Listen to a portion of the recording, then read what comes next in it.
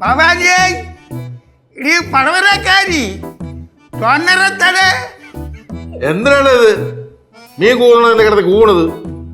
അമ്മൂമ്മ എന്തോന്നാടാ ശങ്കര? മാധവൻ ചേട്ടനോ? മാധവൻ ചേട്ടാ സുഖമല്ലേ? ആ സുഖം തന്നെ. ഭവാനി നിനക്ക് സുഖമല്ലേ? ഓ സുഖം. കുട്ടമ്പിളക്ക് എങ്ങനെയുണ്ട്? ആ കുഴപ്പമൊന്നുമില്ല. പിന്നെ ഞങ്ങൾ ഇടയ്ക്കിടയ്ക്ക് മാധവൻ ചേട്ടന്റെ കാര്യം പറയും. ഓ ഒരുപാട് നാളായി കുട്ടമ്പിള്ളയെ കണ്ടിട്ട്, അത് കാണണമെന്ന് വിചാരിച്ചിരിക്കുകയായിരുന്നു.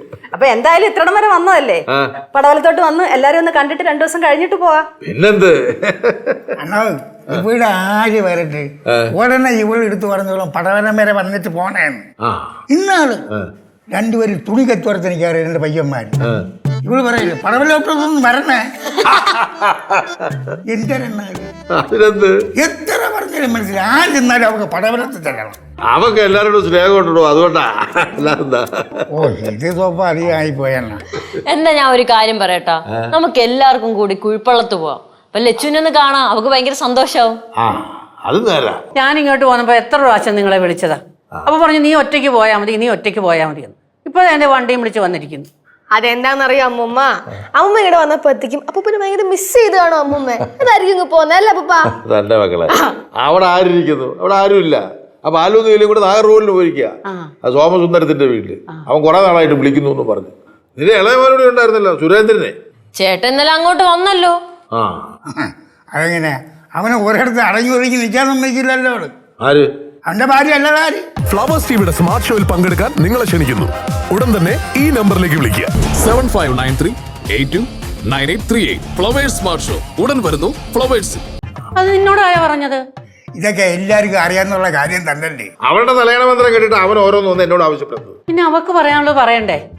നമ്മളും ചെയ്യേണ്ട കാര്യങ്ങളെ സമയത്ത് ചെയ്യുന്നില്ല എന്നൊരു അഭിപ്രായം പൊതുവേ ഉണ്ട്. ആര് പറഞ്ഞു? നീ അത് പറയരുത്. എല്ലാവരെയും വിളിച്ചിരുത്തി ഞാൻ പറഞ്ഞില്ലേ വീതം തന്നേക്കാം.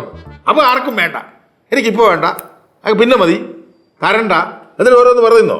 മാറി നിന്ന് ഓരോന്ന് പറയും ഇത് പറഞ്ഞിട്ട്. ഇത് തന്നെയാ പടവലത്തെ അവസ്ഥ. പടവലത്തിൽ നിന്ന് മാത്രമല്ല എല്ലായിടത്തും ഇത് തന്നെ അവസ്ഥ. അതുകൊണ്ടല്ലേ ഈ വസ്തുക്കളെല്ലാം കിടന്നാലും ബെന്നിയാണെന്ന് വിചാരിച്ച് ഞാൻ വിറ്റ് തുളച്ചത്. അയ്യോ വിറ്റ് തുളച്ചതല്ല പുപ്പ, കുടിച്ച് തുളച്ചതെന്ന് പറ. അല്ലെങ്കിൽ ഈ വസ്തുക്കൾ ഇങ്ങനെ കിടന്നിട്ട് കാര്യമൊന്നും ഇല്ല. തലമുറയായിട്ട് നോയിക്കൊണ്ടിട്ട് എന്ത് കാര്യം? അതങ്ങ് വിറ്റ് കുടിക്കണം അല്ലേ അണ്ണാ?